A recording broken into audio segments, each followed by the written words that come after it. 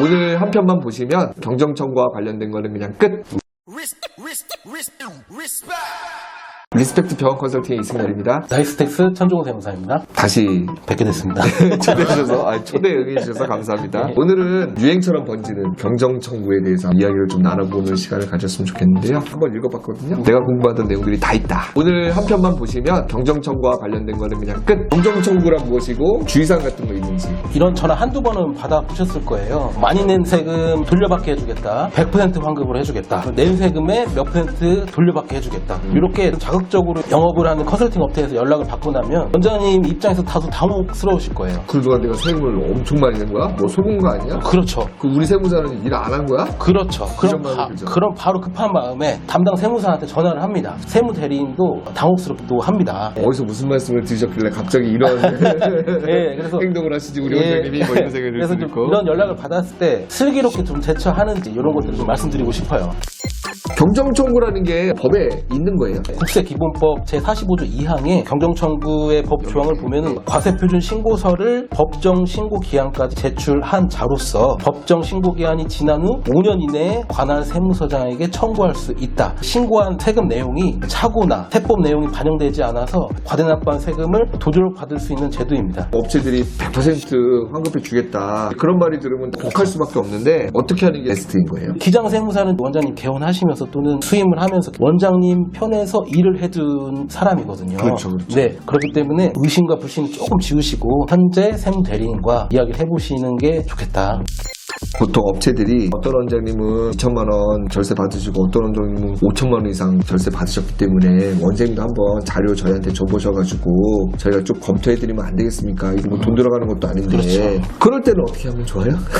그렇게. 이게 사실 그럼 사실 조금 이게 해야 되나 말아야 되나 고민스럽거든. 제한을 뿌리칠 수가 없을 것 같아요. 저 같아도. 그렇죠. 결국에는 경정청구가 진행되고 네. 아마 두 가지 정도 피드백을 업체로부터 받을 거예요. 아. 첫 번째는 경정청구 할 게 없습니다. 그럼 이거 완전 베스트죠. 그러면 이거를 통해서 원장님이 저를 재심의하게 되고 담당 세무사를. 그렇죠. 그 두터운 신뢰와 그 눈빛을 역시 우리 세무사 이렇게 하는 거고, 그다음에 약소하게 뭐 200만 원, 300만 원 환급이 나올 수 있어요. 이렇게 약소하게 나왔다고 하면 이게 뭐 작은 돈 아니지만은 뭐 수천만 원 받는다고 하니까 약소하게 좀 보일 수 있습니다. 이 경우는 좀 잘 생각해 봐야 돼요. 왜냐면은 이 환급을 받았다고 해서 현재 기장 세무사님이 잘못하고 있다라고 볼 수는 없습니다. 그러니까 그거를 확정적으로 말하기는 힘들다는 거죠. 네, 왜냐하면 기장을 몇 년씩 하다 보면은 표면적으로 노출되지 않는 약간의 부분이 있기 마련이거든요. 하지만 이러한 사실관계를 고려해서 담당 세무사님이 세액공제를 적당하게 넣었다면 기장 세무사님의 잘못인가, 잘한 일인가 이런 건 한번 따져봐야 될 것 같고요. 세무 대리인 입장에서 모호한 그레이존인데 리스크가 크다라고 판단을 해가지고 네. 원장님 이거는 그냥 사비 쓰신 거니까 이번에는 비용으로 넣지 않는 게 더 좋을 것 같습니다라고 이제 조언을 해드리는 경우도 전 몇 번 봤거든요. 네네네. 근데 이제 그런 걸 무리하게 되면 이제 몇백만 원 나올 수도 있거든 사실. 네. 예, 그런 사례를 이제 말씀하신 것 같다는 생각이 드네요. 네, 특히 이제 고용중대 세액공제는 큰 금액을 받다 보니까 사후 관리가 있습니다. 2년 동안은 그 고용 유지를 해주셔야 돼요. 그렇죠. 직원이 더 줄어든다거나 네. 그러면 이제 다시 세금 토해내야죠. 토해내야 돼요.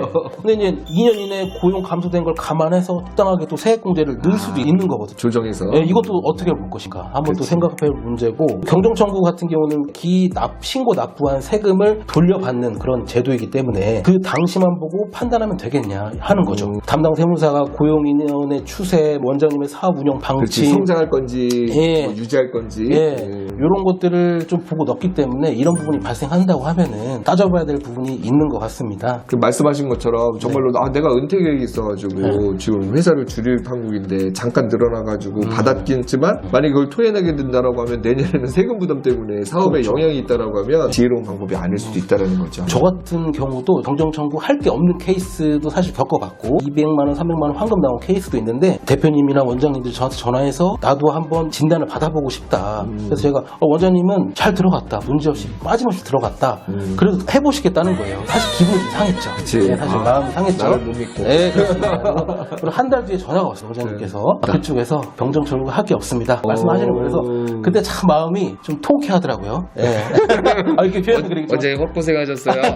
예. 이거는 이제 어떻게 보면 세무 대리인 입장에서는 약간 베스트이나 베러의 입장에 아니고 좀 워스트 있을 수 있잖아요. 그럴 때는 이제 원장님 입장에서 어떻게 행동하는 게 옳은 건지 업체 바꿔버려야 돼요? 아니죠. 예, 다시 한번 생각해 보셔야겠죠. 제가 앞서서 말씀드렸지만은 원장님 편으로서, 같은 편으로서 오랫동안 원장님 사업을 위해서 노력해왔잖아요. 그래서 한번 미팅을 해보셔라. 그래서 실제 검토가 안 돼서 놓친 거라고 하면은, 그리고 세무사님이 그거를 인정한다면 분명히 AS를 해드릴 겁니다. 굳이 그 경정 청구 업체를 통해서 하다 보면은 환급액의 20%에서 또는 30%를 맞아요. 스스로 내셔야 되니까 맞아요. 그러지 마시고, 어쨌든 지금까지 사업 이력에 대한 히스토리를 가장 잘 알고 있는 거는 현재 기장 세무사님이시죠. 세무 대리인 예. 실장님. 네, 그래서 근데 이제 만약에 세무 대리인과 이야기를 해봤는데 인정을 하지 않고 이유를 좀 다른 쪽으로 계속 풀려고 하시다 보면은 서로 감정만 상하고 마음이 상할 거예요. 그러면은 그때는 좀 다른 세무 대리인 분을 찾아보시는 게 좋겠다라고 말씀드립니다. 본인은 못하고. 저 할 수 있죠. 할 수 있죠. 이거 찍는 이유가 다 그것 때문에 찍는 거예요, 맞습니다. 지금. 일단은 본인 세무 대리인을 믿으시고, 네. 그래도 이제 세무 대리인하고 소통. 늘 말씀드리지만 소통은 상대방의 마음, 생각, 감정, 욕구를 이해하고 이렇게 네. 대화를 나누는 거예요. 그게 되면 이제 그거 하시고, 그게 정말 안 된다. 그럴 때는 우리 천종욱 세무사님을 찾으시면 됩니다.